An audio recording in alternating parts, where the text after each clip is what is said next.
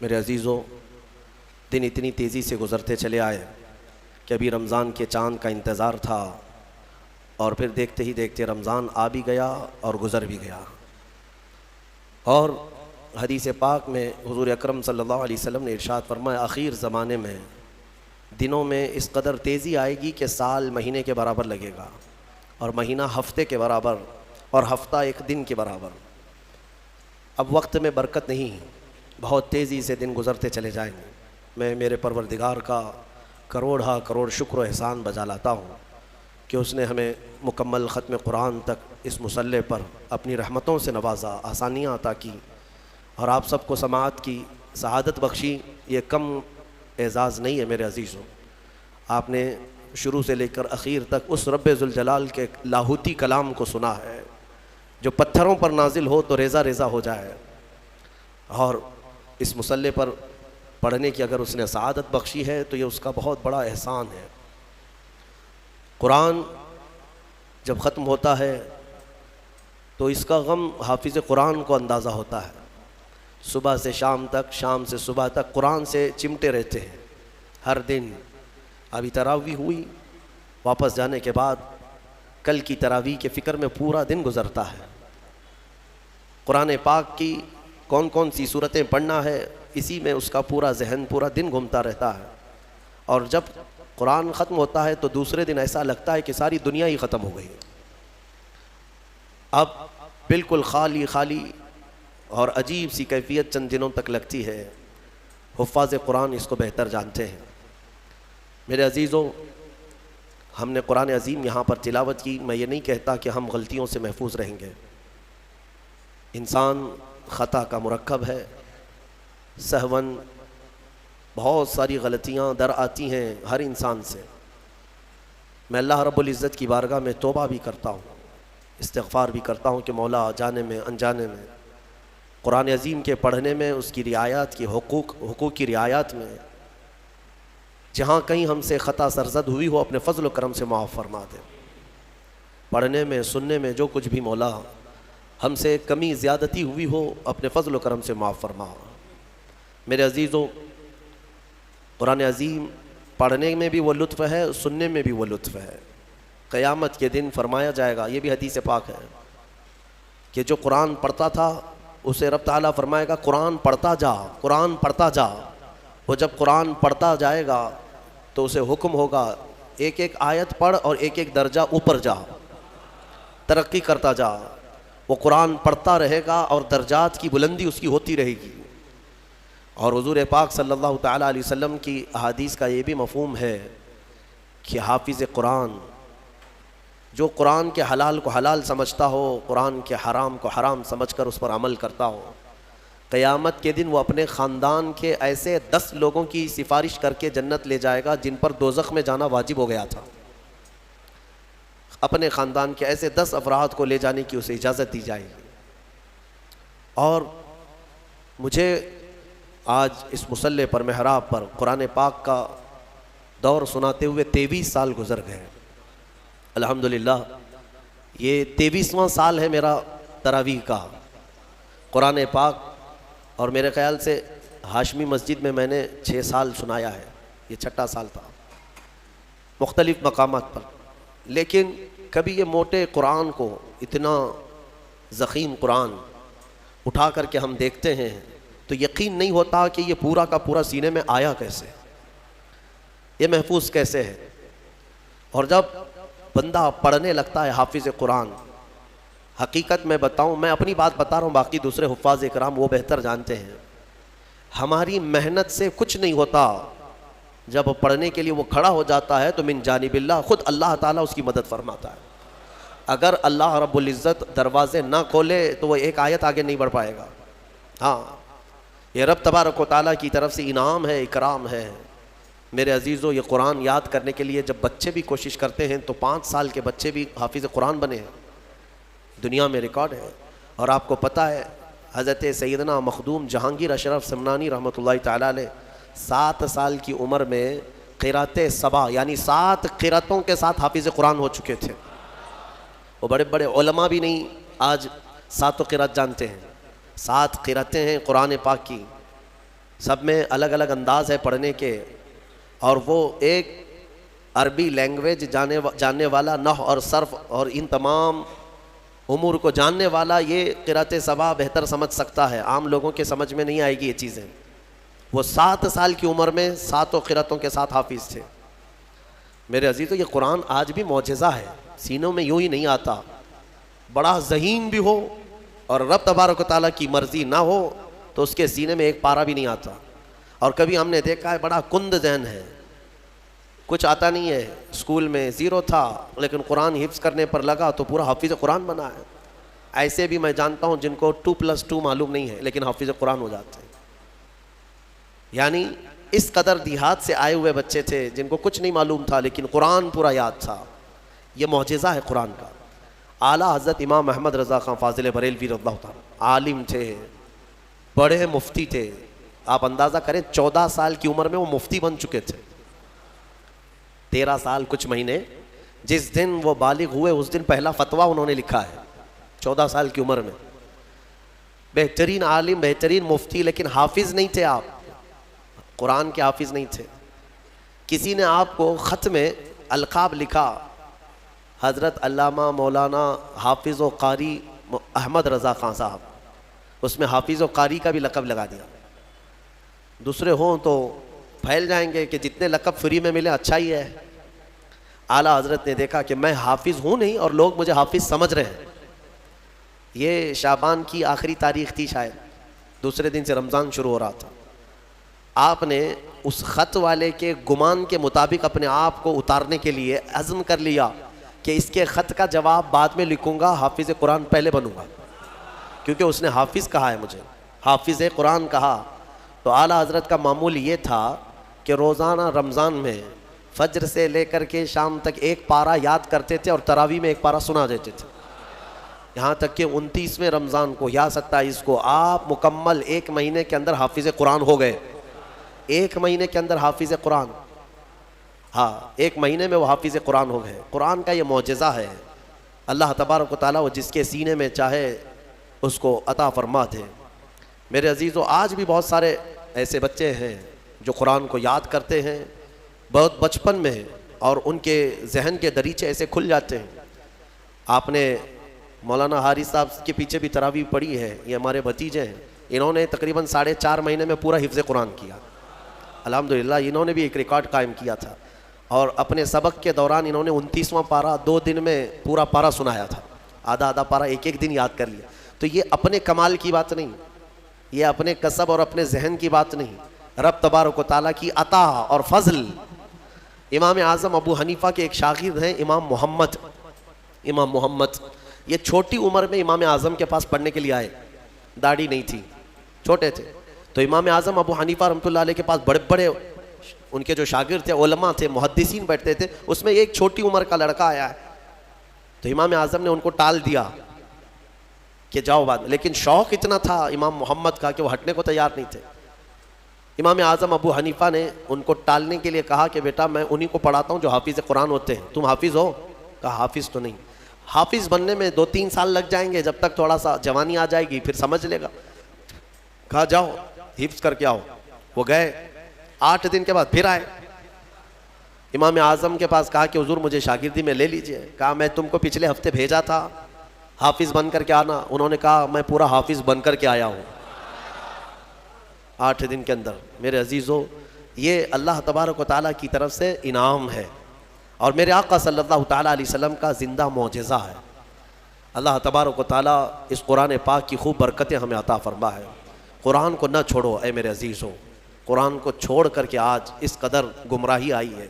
وہ زمانے میں معزز تھے مسلمان ہو کر، آج ہم خار ہیں تاریک قرآن ہو کر، قرآن کو چھوڑ کر ذلیل ہیں ہم۔ قرآن کو چھوڑنے کی وجہ سے یہ ساری آفات ہیں۔ اور پچھلی قوموں کے بارے میں قرآن میں اللہ تعالیٰ نے فرمایا، اللہ تعالیٰ ان سے فرمایا خذوا ما آتیناکم بقوہ، ہم نے جو تمہیں دیا ہے وہ مضبوطی سے پکڑو۔ یعنی یہودیوں کو تورات دی گئی تھی، بنی اسرائیل کو زبور دی گئی تھی، اور ہر ایک امت کو یہ کہا گیا ہے کہ مضبوطی سے یہ کتاب تھامے رہو۔ جو اللہ کی کتاب اتری ہے یہ صرف اور صرف جھاڑ پھونک کے لیے نہیں ہے، یہ تمہاری پوری زندگی کا دستور آیا ہے۔ ہاں کل کیا ہونے والا ہے یہ قرآن میں پڑھو، یہ بے خبر نجومی تمہیں کیا بتائیں گے؟ قرآن عظیم تمہاری زندگی کا پورا دستور العین ہے. اس کو چھوڑ کر کے ہم ادھر ادھر کی آج ٹھوکروں پر مجبور ہو چکے ہیں. میرے عزیز و حیرت ہے ہماری قوم کو طوطے کے پاس جا کر کے اپنا بھوش پوچھتے ہیں چٹھی نکال کر کے کہ میرا بھوش کیا ہونے والا ہے. وہ بھی سڑک چھاپ آدمی جو طوطا لے کر کے خود سڑک پر بیٹھا ہے وہ لوگوں کا مستقبل بتا رہا ہے. ہائے، یہ اس کی بیوقوفی نہیں ہے، اس کے پاس جانے والے کتنے بڑے بیوقوف ہیں. مستقبل تمہارا بتا رہا ہے اور خود جو ہے سڑک چھاپ بنا ہوا ہے. ساری دنیا کے مستقبل بھوشوانی کر رہا ہے، لکیریں پڑھ رہا ہے اور خود کی لکیر شاید پوری مٹی ہوئی ہے. عقل ہے یا نہیں ہے جو لوگ اس طرح کی جگہ پر جاتے ہیں؟ میرے آقا صلی اللہ علیہ وسلم نے فرمایا من اتا بکاہن فقد کفر بما انزل علی محمد. جو کسی کاہن جوتش کے پاس گیا، میرے آقا فرماتے ہیں اس نے محمد کا انکار کر دیا صلی اللہ علیہ وسلم. محمد صلی اللہ علیہ وسلم پر جو کچھ اتارا گیا ہے اس کا اس نے انکار کر دیا. کیوں جاتے ہو؟ قرآن تمہارے پاس سب سے بہتر کتاب ہے. قرآن عظیم ساری چیزیں تمہارے پاس. اللہ تعالیٰ نے فرمایا ولا رطب ولا یابس الا فی کتاب مبین. کوئی خشکی اور کوئی تری کی بات ایسی نہیں ہے جو ہم نے قرآن میں بیان نہ کیا ہو، سب ہے قرآن میں. اور جو جس طرح سے اس سے فائدہ اٹھائے گا وہ اس کے ظرف کی بات ہے. میرے عزیزو کم سے کم آج اتنا تو کرو کہ تلاوت تو کثرت سے شروع کر دو. حدیث میں ملتا ہے کہ اگر لوگ آتے ہیں ہمارے پاس وظیفے، اس کا وظیفہ، بچے پیدا نہیں ہو رہے ہیں اس کا وظیفہ چاہیے، روزی میں برکت اس کا وظیفہ چاہیے، بہت سارے ٹینشن ہیں، وسوسے آتے ہیں اس کا وظیفہ چاہیے، بیماری نہ آئے اس کا وظیفہ چاہیے. وظیفے انہی سب کے چکروں میں پڑے ہوئے. حالانکہ حدیث میں ہے کہ قرآن کی تلاوت تمہیں سارے ذکر سے بے نیاز کر دے گی. اگر قرآن کی تلاوت میں کوئی بندہ مصروف ہے، اس کے بارے میں فرمایا کہ اگر اس کو دعا کرنے کا وقت نہیں ملا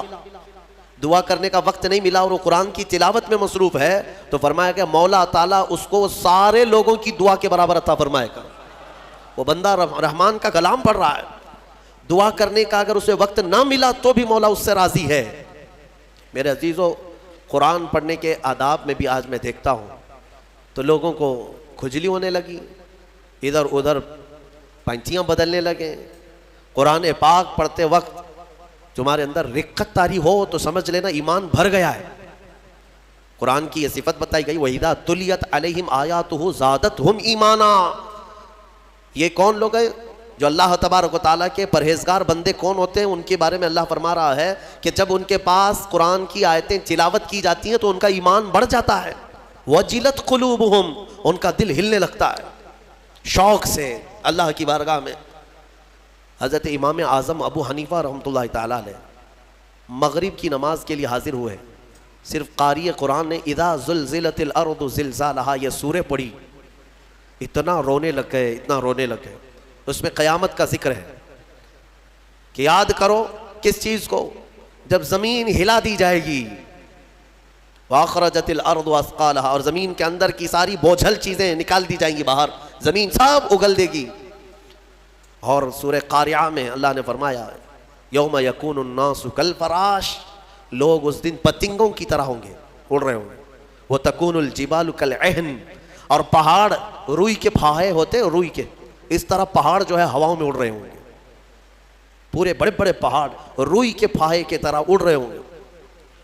اللہ نے قرآن پاک میں جو قیامت کے تذکرے فرمائے، امام اعظم ابو حنیفہ صرف سورہ زلزال پڑھتے رہ گئے. عشاء کا وقت آیا، عشاء پڑھی، پھر کھڑے ہو گئے. صرف یہی اذا زلزلت الارض زلزالها اسی میں رہ گئے. اتنا روتے کہ ان کی داڑھی سے آنسوؤں کا پانی ٹپ ٹپ ٹپ گرنے لگا مسجد کے اندر. آپ کی عمر اس وقت قریب 70 سال کی ہے. میں بتاتا ہوں جس امام اعظم نے 4000 ختم قرآن کیے ہیں، 5 لاکھ حدیثیں انہیں یاد ہیں، 1000 سے زیادہ بڑے بڑے محدث شاگرد پیدا کیے اور لاکھوں مسائل کا حل بیان کر دیا. امت پر اتنا بڑا احسان ہے. وہ امام اعظم ایک سورہ پڑھ کر کے رات کے وقت کیا کہہ رہے ہیں جانتے ہیں؟ ان کے ایک شاگرد ہیں مسعر، وہ کہتے ہیں میں رات کے وقت جا کر دیکھا میرے استاد ابھی تک کھڑے، مغرب میں جو گئے تھے ابھی تک کھڑے. آدھی رات گزر گئی تو وہ دروازہ کھول کر پیچھے کھڑے ہوئے تو امام اعظم ہاتھ پھیلا کر یوں رو رہے تھے اللہ کی بارگاہ میں کہ اے مولا، قیامت کے دن اگر ابو حنیفہ کی بخشش ہو گئی تو تعجب کی بات ہے. ورنہ مجھ جیسا آدمی بخشے جانے کے قابل نہیں۔ امام اعظم کہہ رہے ہیں میری بخشش ہو گئی تو تعجب کی بات ہے، جس نے 4000 ختم قرآن کیے ہوں اور پھر یوں کہتے ہیں مولا میرے پاس بخشے جانے کے لائق کچھ ہے نہیں سوائے سفید داڑھی کے، اور تو نے فرمایا ہے کہ سفید داڑھی والے کو عذاب دینے میں مجھے حیا آتی ہے، مولا میری سفید داڑھی کو دیکھ کر مجھے معاف کر دینا۔ یہ قرآن میں محو ہونے والوں کا انداز ہے، اور ہمارے ہاں برسوں ہو جاتے ہیں ہم خوف الہی سے نہ روتے ہیں نہ ہی ہمارے جسم ہلتے ہیں۔ ہمیں کس چیز کا غرور ہے؟ ہمیں کس چیز سے اطراؤ ہے؟ کیا ہے ہمارے پاس؟ دنیا کے جو سب سے اچھے لوگ تھے وہ صحابہ تھے۔ ایک بار وہ زور سے ہنس رہے تھے تو میرے آقا نے صرف ان کو اتنی بات پر پوچھا کیا تم سبوں نے قیامت کی تیاری کر لی؟ تو اتنی زور سے ہنستے کس بات پر ہو؟ صحابہ ہنسنا بند کر دی ہے، اور ہمارے حال یہ ہے نہ وضو ڈھنگ کا ہے، نہ قرات ڈھنگ کی ہے، نہ نمازیں ہو پائی ہیں، کچھ نہ ہو کر کے بھی ہمارا سینہ چوڑا کر کے ہم زمین پر گھوم رہے ہیں۔ اللہ کے خوف سے لرز جاؤ، اور قرآن عظیم کی تلاوت جو بندہ کرتا ہے کثرت سے، اللہ تعالیٰ کا وہ ایسا محبوب ہوتا ہے، ایسا محبوب کہ آپ دیکھنا موت کے وقت بھی اس کے چہرے پر نور طاری ہو جاتا ہے، ہاں اس کے لبوں پر مسکراہٹ ہوگی۔ قرآن کثرت سے پڑھنے والے کی روح آسانی سے نکالی جاتی۔ امام احمد بن حنبل بڑے امام ہیں، فرماتے ہیں نزا کیا وقت تھا ان کے، اور اس وقت سے کوئی باہر آتا نہیں، لیکن اللہ تبارک و تعالیٰ جسے چاہے موت کے منہ سے نکال۔ ان کے ساتھ ایسا ہوا کہ قریب موت کا وقت آ گیا اور سانس جو ہے پھڑکنے لگ گئی، ہلکی ہلکی ہو گئی، لگتا کہ اب روح نکلے گی، تب روح نکلے گی۔ اسی اثنا میں وہ کہتے ہیں کہ شیطان قریب آ گیا، شدت کی پیاس لگی تھی، اور شیطان کس کی بات کر رہا ہوں؟ امام احمد بن حنبل کی شدت کی پیاس لگی تھی، اور وہ پانی لے کر قریب آیا اور بار بار مجھے اپنی طرف بلاتا تھا، کیونکہ پانی کے لیے آدمی کہیں پر بھی چلا جائے۔ وہ کہتے ہیں کہ مجھے اندازہ تھا کہ یہ ابلیس ہے مجھے بہکا رہا ہے، لیکن پانی کی خواہش بھی ہے۔ اور اس کے بعد وہ آپ سے بحث کرنے لگا کچھ معاملات پر، موت کے قریب، جبکہ بولنے کی طاقت بھی نہیں۔ تو اچانک ایک خوبصورت نوجوان آیا، اس نے گھونسے مار مار کر کے شیطان کو بھگا دیا۔ شیطان بھاگ گیا، ڈر کر کے بھاگا۔ امام احمد بن حنبل کہتے ہیں مجھے سکون ہوا، کم سے کم اس کی شرارتوں سے بچ گیا۔ وہ نوجوان اتنا حسین تھا، بہت خوبصورت تھا۔ میں نے اس سے پوچھا کہ میں نے تجھے زندگی میں کبھی دیکھا نہیں، تو کون ہے؟ وہ نوجوان کہتا ہے احمد بن حنبل میں سورہ یاسین ہوں، جس کو تم روزانہ تلاوت کرتے تھے۔ اللہ نے مجھے آج یہ شکل دی، اور اس ابلیس کو میں نے مار کر بھگایا کہ تمہاری نزا میں وہ تمہیں گمراہ نہ کر سکے۔ بہرحال یہ کیفیت ان کی ختم ہوئی، آپ نے یہ بیان کیا، پھر بعد میں دوبارہ آپ شاید نزا کے عالم میں گئے اور انتقال ہوا۔ لیکن میرے عزیزو اندازہ کرو، اتنے بڑے امام جن کا حال یہ ہے کہ لاکھوں حدیثوں کے وہ حافظ ہیں، ان کے ساتھ ابلیس اخیر وقت میں ایسے شدت سے گمراہ کرنے کی کوشش کرتا ہے، تو ہمارا اور تمہارا کیا حال ہوگا؟ اگر کوئی چیز اس وقت بچائے گی تو یہ اللہ کا کلام۔ یہاں تک کہ جب قبر میں دفن کر کے لوگ چلے جاتے ہیں تو قبر کے حالات بہت سخت ہیں۔ قبر بڑی چھوٹی ہے، ہم خود ہی کھودتے ہیں، جانتے ہیں کتنی قبر ہوتی ہے۔ اپنے مردوں کو آپ دفنا کر کے آتے ہیں، اتنی ہوتی ہے کہ کروٹ بھی نہیں لے پاتا مردہ، اور وہ بھی اس کو اتنا ٹائٹ کر کے نیچے پتھر یا اینٹ یہ ڈھیلے سب رکھ کر کے قبلے کی طرف کر کے اس کو بند کر کے آ جاتے ہیں۔ پتہ ہے کس قدر گھبراہٹ ہوتی ہے، بہت گھبراہٹ ہوتی ہے۔ یہ مت سمجھنا کہ مردے کو اب کچھ پتہ نہیں چلتا، یہاں تک کہ حدیث میں ہے تمہارے چلنے کے چپلوں کی آواز تک وہ مردہ سنتا ہے۔ بولنے کی آواز تو چھوڑے، چلنے کی آواز بھی وہ قبر میں سنتا ہے۔ ہر چیز زندوں کے کانوں سے زیادہ کان اس کے تیز سنائی دیتا ہے اس کو۔ اور جب لوگ چھوڑ کر کے جا رہے ہوتے ہیں وہ اس قدر گھبراہٹ کا شکار ہوتا ہے کہ اس تنگ و تاریک کوٹھری میں پہلی بار اس کو ڈالا گیا ہے، زندگی بھر کبھی اتنے چھوٹے گڑھے میں نہیں سویا۔ ہاں اب حضور پاک صلی اللہ علیہ وسلم نے فرمایا ہے، رشتہ داروں کو بھی کہا ہے کہ دفنانے کے بعد تھوڑی دیر بیٹھ جاؤ قبر کے پاس کہ اس کی گھبراہٹ کم ہو۔ لیکن کون بیٹھتا کون ہے؟ سب کو اپنی جلدی ہے، عزیز لوگ بھی نہیں بیٹھتے، نکل آتے ہیں، بھائی ہوں، باپ ہوں، بیٹے ہوں، سب نکل کر کے آ جاتے ہیں الا ماشاء اللہ۔ لیکن اس اندھیری قبر میں جب لوگ قبرستان سے آ جاتے ہیں، عجیب و غریب آوازیں مردے کو سنائی دینے لگتی ہیں۔ زمین ہلنے لگتی ہے اور دونوں جانب سے دباتی ہے زمین. میرے آقا صلی اللہ علیہ وسلم نے فرمایا ان ضغطۃ القبر حق، قبر کا جھٹکا دینا حق ہے، ہر ایک کے ساتھ ہوگا. صحابی رسول سعد بن معاذ کے بارے میں حضور نے فرمایا ان کو قبر دبا رہی تھی. قبر سب کو دبائے گی، لیکن کچھ کو ایسے دبائے گی کہ ان کی ہڈی پسلیاں الگ ہو جائیں، اور کچھ کو محبت سے دبائے گی. لیکن فرمایا کہ قبر جو ہے اس وقت اندھیری اور پھر عجیب و غریب آوازیں، تنہائی الگ، کوئی نہیں ہے قریب، کوئی نہیں ہے. اس وقت کچھ لوگوں کی قبر میں ایسا ہے کہ اچانک ایک نورانی شکل کا نوجوان سرانے کے پاس آ کر بیٹھتا ہے اور کہتا ہے میں تیرا دوست ہوں، تو گھبرا مت، میں تیری دوستی نبھانے آیا ہوں. مردہ پلٹ کر کے دیکھتا ہے، پوچھتا ہے تو کون ہے؟ تو کہتا ہے میں اللہ کا کلام قرآن پاک ہوں. قرآن مقدس رفیق بن کر، انیس بن کر قبر میں آتا ہے. میرے عزیزو، اس قرآن سے محبت کرو، اس قرآن سے محبت کرو. مجھے افسوس ہوتا ہے رمضان میں بھی کچھ لوگ ایسے ہیں جو قرآن سننا نہیں چاہتے. ان کو سال میں ایک بار ہی تو موقع ملتا ہے، ان موقعوں کو بھی گنوا دیتے ہیں. بازاروں کی زینت بنے رہتے. بازار کتنے بازار کرو گے؟ کتنے؟ سال بھر تو بازار کھلا ہے، کیا یہ تراویح پھر رمضان کے بعد ملنے والی ہے؟ ضائع کر دیتے ہیں. ایک تو تم حافظ قرآن ہو نہیں، قرآن گھر میں پڑھتے نہیں. ایک حافظ تمہارے ہاں آ گیا سنانے کے لیے اللہ کا کلام، اس کے لیے بھی پیچھے بھاگ جا رہے ہو. تو گویا کہ تم قرآن کے ساتھ بہت ناانصافی کر رہے ہو. قرآن کو پیٹھ پیچھے ڈال چکے، اس کے حقوق نہیں ادا کرتے. گھروں میں جا کر کے دیکھو تو بہت اونچے طاق پر اس کو رکھ دیا ہے. قرآن پر تو اتنی دھول جمع ہوتی ہے کہ اتنی دھول نہ فریج پر نہ ٹی وی پر. ٹی وی اور فریج اور واشنگ مشین تو روز صاف ہو جاتے ہیں، قرآن پاک پر ہاتھ بھی نہیں لگتا. کیوں قرآن کے ساتھ یہ دوہرا سلوک ہے؟ یہی تو ہے میرے عزیزو. درس قرآن اگر ہم نے نہ بھلایا ہوتا، یہ زمانے نے زمانہ نہ دکھایا ہوتا. شاعر نے بہت اچھے انداز میں کہا، درس قرآن کو اگر ہم نے نہ بھلایا ہوتا، یہ زمانے نے زمانہ نہ دکھایا ہوتا. یہ سارے ہمارے اندر ہیں. اٹھو، آج بھی تمہارے پاس وقت ہے، قرآن کو پڑھو، سیکھو. اور میں کہتا ہوں آج کے دور کے مسلمان، سخت پکڑ ہوگی تمہارے پاس یہ عذر بھی نہیں ہے کہ اللہ کی بارگاہ میں کہیں گے کہ مولا پڑھانے والا کوئی تھا نہیں، سیکھنے کا کوئی ذریعہ تھا نہیں. آج تمہارے ہر ایک کے ہاتھ میں موبائل ہے، قرآن ہے، سینکڑوں قاریوں کی قرت ہے. انٹرنیٹ صرف گانے سننے کے لیے نہیں، قرآن سیکھنے کے بھی وہاں ذریعے موجود ہیں. پورے عالم بننے کے مدرسے چل رہے ہیں آن لائن. قرآن پڑھانے والے پڑھا رہے ہیں. لیکن اب عذر تمہارے پاس کچھ بھی نہیں رہے گا. کیا کہو گے؟ کیا کہو گے کہ ہمارے ہاں کوئی عالم نہیں تھا، کوئی حافظ نہیں تھا، پڑھنے کا موقع نہیں ملا؟ نہیں، تمہاری سخت پکڑ ہوگی. تمہارے پاس سب تھا، تم نہیں چاہتے تھے قرآن پڑھنا، تم نہیں چاہتے تھے. میرے عزیزو، قرآن کی طرف آ جاؤ.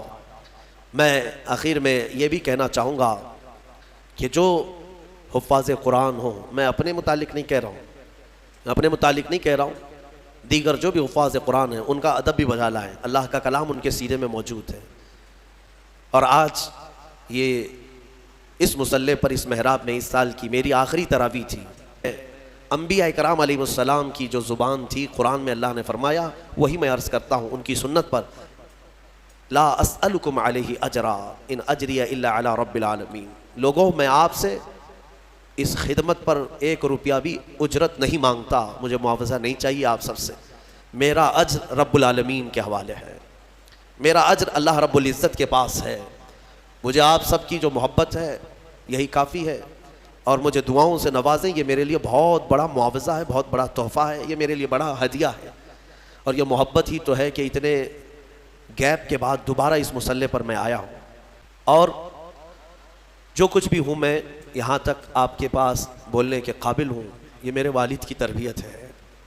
آئیں آج میں اپنی اس آخری محفل میں، چونکہ پھر کل سے شاید آپ کے سامنے حاضری نہیں ہوگی، تفسیر کا جو درس پہلے رمضان سے چل رہا تھا آج یہاں پر ختم ہوا. اور ایسا نہ ہو کہ زندگی کا آخری ہو، اللہ تعالیٰ پھر سے موقع عطا فرمائے. آئیں انشاءاللہ العزیز، مولا کریم ہم سب کو آج کی رات معاف کرے گا. دعا کرتے ہیں جنہوں نے مجھے دعاؤں کی درخواستیں کی ہیں ان سب کو بھی میں شامل کرتا ہوں. یا ربنا یا ربنا یا ربنا یا اکرم الاکرمین. مولا قدیر ہماری اس میں ان تمام محفلوں کو اپنی بارگاہ میں قبول فرما. پہلے رمضان سے لے کر آج تک جو تراویح پڑھا، سورہ فاتحہ سے لے کر مولا 30ویں پارے تک کے جتنے سورے ہم نے تلاوت کیے، اس میں جو غلطیاں، کوتاہیاں، کمیاں، بیشیاں ہوئی ہوں اپنے فضل و کرم سے معاف فرما دے۔ اے رب العالمین، تجھے فضل کرتے نہیں لگتی بات، نہ ہو مایوس تجھ سے امیدوار۔ تو نے رمضان میں یہ حسین موقع دیے تھے، تیری اس مسجد کو ہم بھرتے تھے، مولا اگر ہماری زندگی باقی ہے تو پھر سے رمضان عطا کر دے۔ ارحم الراحمین، قرآن عظیم کی تلاوت کو میں نے جو کچھ بھی پڑھا مولا خالص تیرے شوق میں پڑھا ہے، تیری رضا کے لیے پڑھا ہے۔ اے رب قدیر، مجھے ایمان کا اضافہ عطا فرما، جتنے لوگوں نے خلوص سے سنا ہے مولا ان سب کو اجر عطا فرما، اور تفسیر قرآن جو آج تک کی محفلیں ہوتی رہیں اس میں جو غلطیاں کوتاہیاں ہوئی ہوں مولا سب سے میں توبہ کرتا ہوں، مجھے معاف فرما دے، سننے والوں کو بھی معاف فرما دے، اور دور دراز سے کئی لوگ آن لائن سن رہے ہیں، محفلوں میں شامل ہوتے ہیں مولا ان سب کی بھی مغفرت فرما دے۔ ارحم الراحمین، آج کئی لوگ تیرے دربار میں ہاتھ پھیلائے ہیں، کچھ محتاج ہیں، کچھ غریب ہیں، اپنے اپنے گھروں کی پریشانیاں، کچھ تو وہ ہیں جو بول نہیں سکتے۔ اے رب ذوالجلال، سب کی پریشانیاں دور کر دے۔ اے رب العالمین، پورے ہندوستان کے مسلمان اس رمضان میں پریشان ہیں مولا، جائیں تو کدھر جائیں، کس سے اپنے غم کی داستان سنائیں، سمجھ میں نہیں آتا مولا۔ حالات اس قدر بدلتے جا رہے ہیں کہ چھوٹی ذاتوں کے اور نیچ قسم کے لوگ تیری مسجدوں پر، تیرے اولیاء کے مزاروں پر اور مسلمانوں کی گردنوں پر راج کرنے لگ گئے ہیں۔ اے قدیر و جبار خدا، ان ظالموں کو کیفر کردار تک پہنچا دے۔ ارحم الراحمین، جو بے قصور ہمارے بچے گرفتار ہوئے ہیں ان کو آزاد کر دے۔ الہ العالمین، تو جہنم سے آزاد کرتا ہے، امت مصطفیٰ کو جیلوں سے آزاد کر دے، تیرے لیے بڑی بات نہیں ہے مولا۔ جو بچے ناحق گئے ہیں ان کو آزادی عطا کر، ظالموں کے چنگل سے انہیں آزاد کر دے یا ارحم الراحمین۔ مولا یہاں پر جتنے حاضر ہیں اور جو دور دراز سے سن رہے ہیں سب کو قرآن عظیم کا شوق عطا فرما، آخری سانس تک مولا قرآن کی تلاوت کرنے اور سننے کی توفیق عطا فرما۔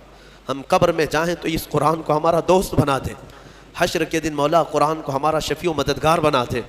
ارحم الراحمین، میں گنہگار ہوں اور بڑے مرتبوں کی خواہش، تو کریم ہے خدایا، تیری بندہ پروری ہے، صرف آج کی رات اتنی التجا ہے، کل قیامت کے دن جب تیرے حبیب محمد مصطفیٰ صلی اللہ علیہ وسلم ہزاروں غلاموں کی جھرمٹ میں جنت کی طرف جا رہے ہوں، ان غلاموں میں ہمیں شامل فرما دے مولا، جہنم سے آزاد ہونے والوں میں ہمیں شامل فرما دے۔ خصوصیت کے ساتھ یہاں پر جتنے لوگوں نے بھی میرے ساتھ محبت کا سلوک کیا سب کو اپنی شان کے مطابق اجر عطا فرما۔ میں فقیر آدمی ان کی محبتوں کا صلہ نہیں دے پاؤں گا مولا، سب کو تو اپنی شان کے مطابق اجر عطا فرما۔ ہمارے بچے، ہمارے شاگرد جو روزانہ قرآن پڑھتے تھے، سنتے تھے، اراکین، انتظامیہ، معاونین، امام، خطیب، سب کو مولا اپنی شان کے مطابق اجر عطا فرما۔ خصوصیت کے ساتھ میرے والد گرامی کی مغفرت فرما مولا، جتنے لوگوں کے والدین انتقال کر چکے، رشتہ دار انتقال کر چکے، ان کی قبروں کو بقعہ نور بنا دے مولا۔ ہو سکتا ہے ان کی خطاؤں کی وجہ سے ان کی قبریں تاریک ہو گئی ہوں مولا، ہم اجالوں میں بیٹھے ہیں، ایک بار ہماری دعا کے ذریعے ان کی قبروں کو اجالا کر دے مولا۔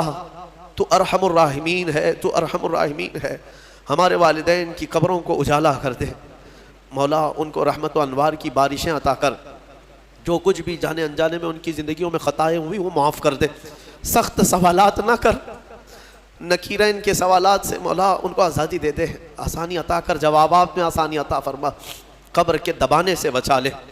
اے رب العالمین، ہم جنت میں جانے کے قابل تو نہیں ہیں مگر تیری جہنم کا عذاب سہنے کے بھی قابل نہیں ہیں، بخش دے بس تیرے فضل سے مولا، تیرے فضل سے بخش دے، اور تو ہمیں بے حساب جنت عطا فرما دے۔ کل قیامت کے دن اگر تو ہم سے سوال کرے گا تو مولا ہمارے پاس ایک سوال کا بھی جواب نہیں ہے۔ اے رحم الراحمین، ہم کو بغیر حساب کے معاف کر دے، معاف فرما دے یا ربنا یا ربنا یا ربنا یا اکرم الاکرمین، تقبل دعاءنا بحرمت جد الحسن والحسین، ان اللہ وملائکتہ یصلون علی النبی یا ایہا الذین آمنوا صلوا علیہ وسلموا تسلیما، اللہم صل علی سیدنا محمد معدن الجود والکرم وآلہ واصحابہ الکرام وابنہ الکریم وبارک وسلم۔ سبحان ربک رب العزة عما يصفون وسلام على المرسلين والحمد لله رب العالمين وآخر دعوانا ان الحمد لله رب العالمين۔ السلام علیکم۔